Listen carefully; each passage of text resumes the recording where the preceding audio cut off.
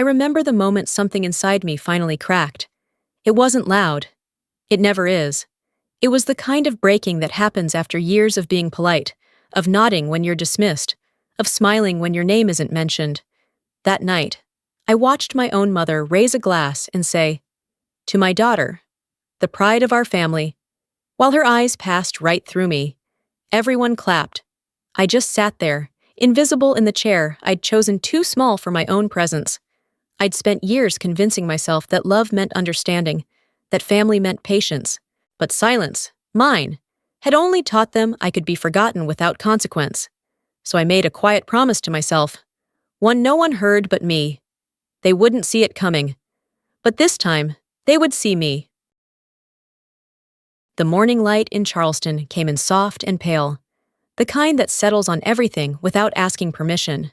A thin veil of flour still hung in the air as I slid the last tart onto the rack to cool. Then came the sound of the mail slot snapping shut, one dull thud against the hardwood floor. Among the grocery flyers and unpaid bills was a single cream-colored envelope, thick and heavy, pressed with gold lettering that caught the sunlight just enough to make my stomach tighten. "Mr. and Mrs. James Harrow request the honor of your presence." No note, no handwriting, not even a quick "Love, Fiona." I held it between my fingers, smudging the corner with flour, watching the shine of the ink fade as if the paper itself were judging me. 5 years without a word. And now this. The silence between us had stretched so long, it had started to sound like normal. I sat at the small kitchen table, the smell of butter and sugar still clinging to the air, steady and warm against the sudden chill in my chest. The clock above the counter ticked, its rhythm as constant as the years I'd spent outside that family circle. The years they pretended I didn't exist. Ainsley Harbor Hotel.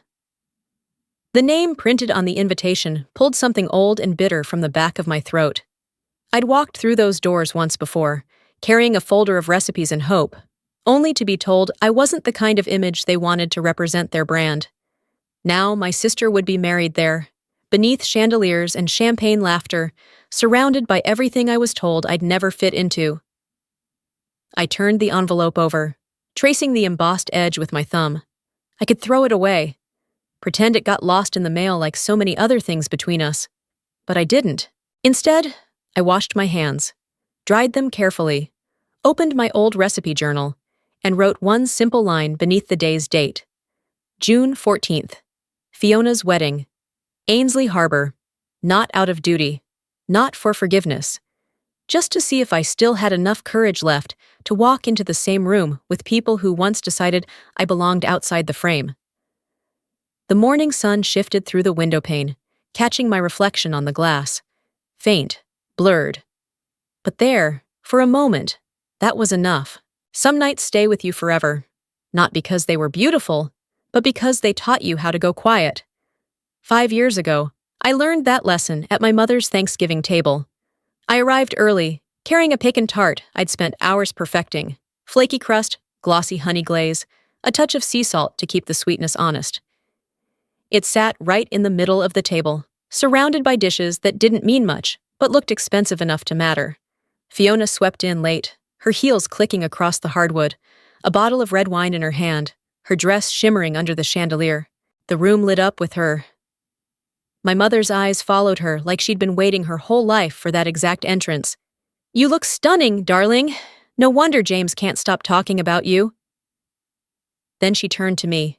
Her smile softened into something smaller, tighter. Some people just don't know when to stop trying so hard. The words didn't land like a slap. They sank, slow and heavy, through my ribs until I could barely breathe. No one said a thing. Forks moved. Laughter filled the space that should have held my defense. I poured myself a glass of water, hands shaking so badly I had to set it down before it spilled. I stood up quietly. I said I needed some air, and nobody stopped me. Outside, the November wind hit my face, sharp and clean. The smell of pecans and smoke mixed in the air, sweet, bitter, and somehow burning all at once. I looked through the window at the family I used to believe in, saw my tart sitting untouched, already pushed aside for Fiona's wine. That was the night I decided to leave.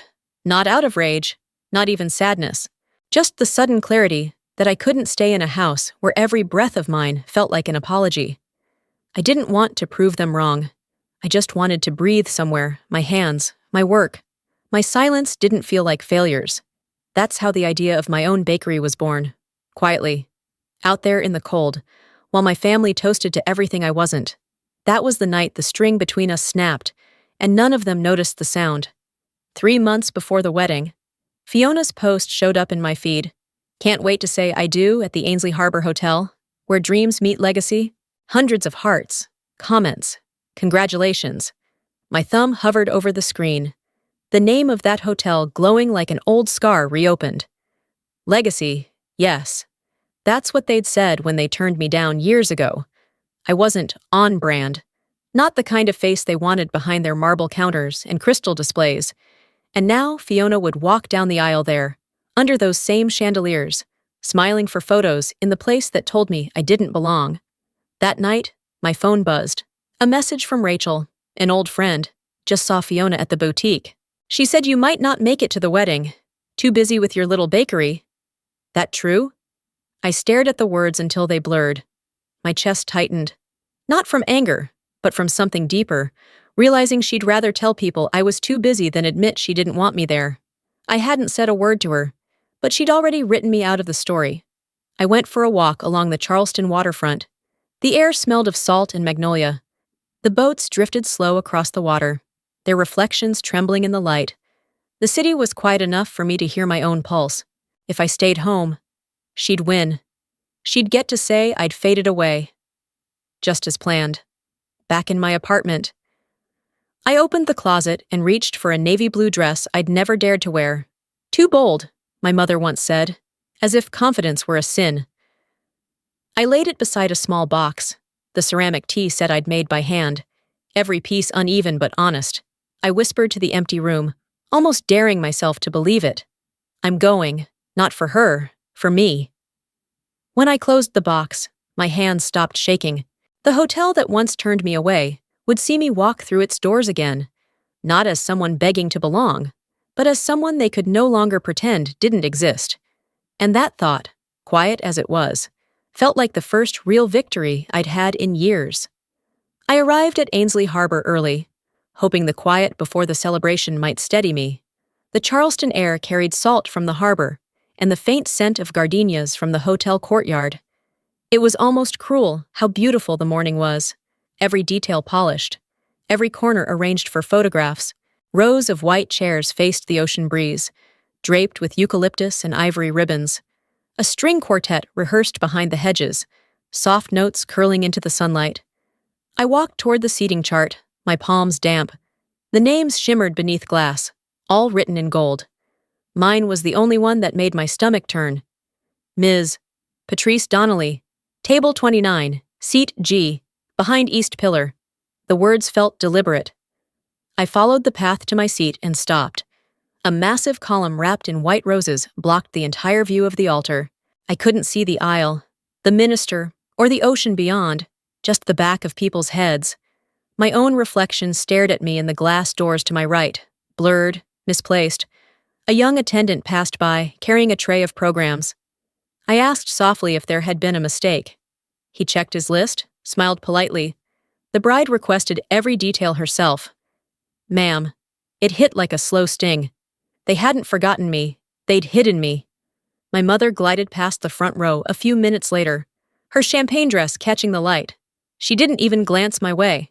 Her laughter floated through the air, sweet and poisonous. Our Fiona looks just like a magazine cover. Heat rose up my neck. I could have left right then, let the silence swallow me again. But something in me hardened, after years of being the one who backed away first. I stayed seated. Then, a man's voice beside me. Looks like we got the best seats in the house. I turned.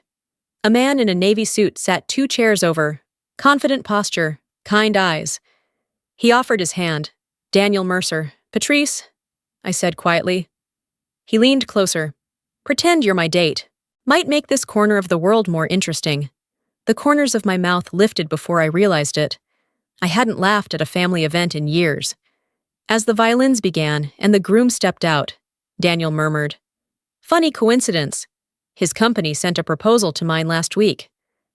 You work with them? I asked. Potentially. Depends on how they handle people. The words sank deep, heavier than they sounded. When Fiona appeared at the top of the aisle, her gown caught the sun. I could only see fragments of her through the flowers. Half her smile, half her face. And yet, somehow, that was enough. In the shadow of the pillar, Daniel's hand brushed mine and stayed there. Relax, he whispered. Let's give them a show they didn't plan. For 25 minutes, I couldn't see my sister's face, but for the first time, someone truly saw mine. The ceremony dissolved into chatter, the guests spilling toward the terrace, where champagne shimmered in tall glasses. I meant to slip away, but Daniel caught my hand mid-step. Come on, pastry artist. Don't let them hide you twice in one day. I blinked. Pastry artist? You smell like vanilla and nerves, he said, smiling. Had to be something sweet. We wove through the crowd. A group of women turned as we passed. Wait, Patrice Donnelly? The pastry chef? You won the Southern Cup, didn't you? I nodded, flustered. Before I could answer, my mother's voice slid in like silk. Patrice doesn't usually attend big events. She's more comfortable in smaller kitchens. Daniel's tone was calm, almost pleasant. That's a shame. Her work deserves bigger rooms. The air shifted. My mother faltered. And for once, she had nothing to say. Across the patio, Fiona stiffened, smile frozen in place. Dinner followed in the grand ballroom. My name was on a card near the service doors, half hidden behind a pillar. Daniel picked it up, frowned, and simply moved my chair to his table near the front. No one objected. The speeches began. The groom talked about legacy and unity. My mother followed, glowing under the lights. Fiona has always made me proud. She's everything a mother could dream of. Not a word about me. Not even our daughters. Daniel's hand found mine under the table. They're blind. Not cruel, he murmured. But you deserve better than invisibility. My throat burned. You don't even know me. I know enough, he said. You're trying not to disappear. When the music started, he stood, hand outstretched. Dance with me, before you fade away again. I hesitated, but laughter from a nearby table pushed me forward. We stepped into the light. The waltz was slow, unhurried, and for the first time in years, I didn't feel like apologizing for existing. When the song ended, Fiona and her husband appeared, all smiles. She looked me up and down, eyes flicking to Daniel's hand, resting lightly at my back. Patrice, you look different. You too? I said. She laughed, brittle, then turned to him. And you are? Daniel Mercer, Mercer Development. We'll be speaking soon about that proposal. The groom froze. Fiona blinked. My mother said nothing, and there, in the silence that followed, I smiled. For the first time, they had no script for me. The terrace glowed gold in the sunset, champagne bubbling in every glass, laughter spilling like music. It was the kind of joy that came easy to people who'd never had to earn it. I was about to slip away when Daniel's voice stopped me, quiet. Sure, stay close. Sometimes the best way to disappear is to walk right through the middle. We moved through the crowd together. The air smelled of salt, jasmine, and money. Someone turned, eyes widening. Wait, Patrice Donnelly? Didn't you win the Southern Pastry Cup? Before I could respond, my mother's tone cut in, smooth as cream hiding a knife.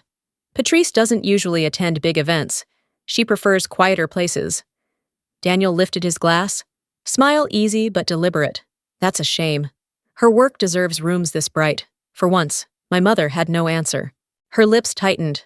Her perfect mask wavered. From across the terrace, I caught Fiona's gaze, cold, appraising. She crossed the floor, hand looped around her husband's arm, every movement choreographed. Patrice, I didn't know you and Daniel were friends. Daniel's grin sharpened. We met behind a pillar. Great view. The crowd caught it, laughter rippling softly like wind over water. Fiona flushed, her smile turning brittle. I looked away before mine betrayed me. The band began Fly Me to the Moon. Daniel offered his hand. Dance with me. Spotlight's safer when it's shared. We stepped into the open space, the music slow and warm. For once, I didn't shrink from the stares. The scent of sea air, the hum of jazz, the faint click of cameras. I felt all of it. When a flash caught my face beside his, I didn't flinch. As the music faded, Daniel leaned close. I wasn't joking about that partnership. The groom's firm needs mine. Let's see how they treat people tonight. My heart kicked against my ribs. For the first time, the fear felt electric. Dinner unfolded under chandeliers. The light too bright, the smiles too rehearsed. My card read, Table 23, near service exit. Daniel appeared with 2 glasses of wine, studied the card, and sighed. Farther from the light. Let's fix that. He moved my seat to the front, beside him. No one stopped him. Midway through dinner, a woman leaned over. You must be the pastry chef Daniel mentioned. We've heard about your bakery. I blinked. He'd spoken about me? Daniel only shrugged. I like bragging about honest work. Then the speeches began. Endless words about legacy and perfection. When my mother stood, her voice soft and flawless, the familiar line cut through. Fiona has always made me proud, nothing more, Daniel whispered. They built her a pedestal and forgot you laid the stones beneath it. The words struck deep. Not painful. True. When Fiona and her husband reached our table, her voice trembled slightly. Mr. Mercer, we didn't know you'd attend. Daniel smiled.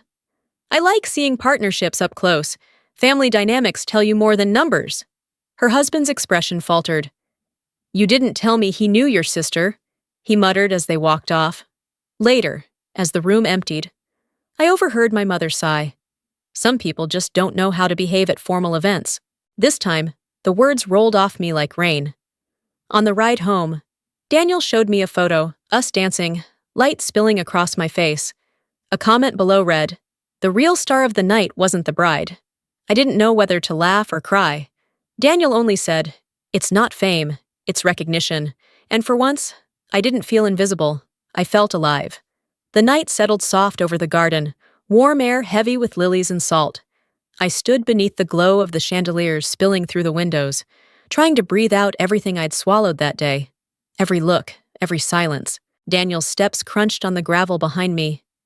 Beautiful night, he said. If you ignore the aftertaste? He smiled and handed me a napkin. You were gripping your glass so hard I thought you'd break it. We stood there, quiet except for the ocean's pulse beyond the hedge. Then his voice dropped lower. They think class means standing taller. It doesn't. It's how you treat the people beside you. He looked at me then. They don't see you, but I do. And I think others should. Why? I asked. Because I know what invisible feels like, he said. My family built on power. You built on patience and truth. He paused. My firm's gala next month, Savannah. You design the menu? Your name on it? I let out a slow breath. All right, but not for them. Good, he said. Do it for you. A breeze lifted the roses. At the doorway, Fiona watched us, face pale with something that wasn't anger, fear. 2 months later, Savannah glimmered in the heat of summer. The Grand Magnolia Hotel buzzed with guests dressed in silk and champagne tones for Mercer Development's 20th anniversary gala. Behind the curtain, I stood in my dark teal dress, hair pinned neatly, a folded white apron in my hands. The air around me wasn't filled with perfume or power. It smelled of vanilla, caramel, and butter. My scent. Among the guests sat my mother and Fiona, invited by Daniel himself, not to humiliate them, just so they would see. The host's voice echoed through the hall. Tonight's culinary artistry has been curated by Chef Patrice Donnelly from Charleston.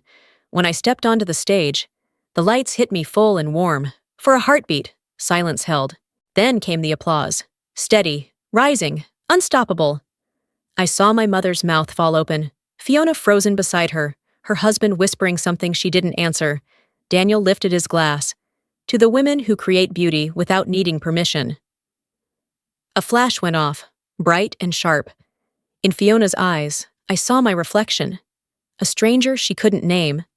By morning, Southern Living ran the headline. The artisan who redefined Southern taste. Friends called Fiona, asking why she'd never mentioned her sister. My mother's voice shook over the phone. I didn't know you had all this in you. I always did. I told her softly. You just didn't want to see it. And now, They couldn't look away. A year later, my little bakery by the Charleston River had a new sign. Beyond the pillar, the glass door stayed open to the morning sun, the smell of warm bread drifting into the street.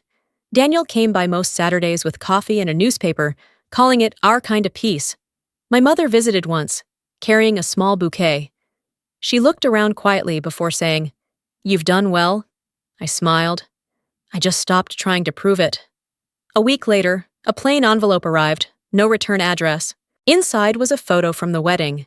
Guests blurred in the distance, me hidden behind the pillar. On the back, Fiona had written, "I shouldn't have let them seat you there." I tucked it into the counter drawer, not out of bitterness, but gratitude. When Ainsley Harbor asked me to design a wedding cake, I paused by that same pillar. Sunlight poured over the peeling paint. Some seats hide you so you can learn where you truly belong, not behind a pillar, but in your own light. I turned toward the ocean breeze, carrying the quiet applause I no longer needed to hear.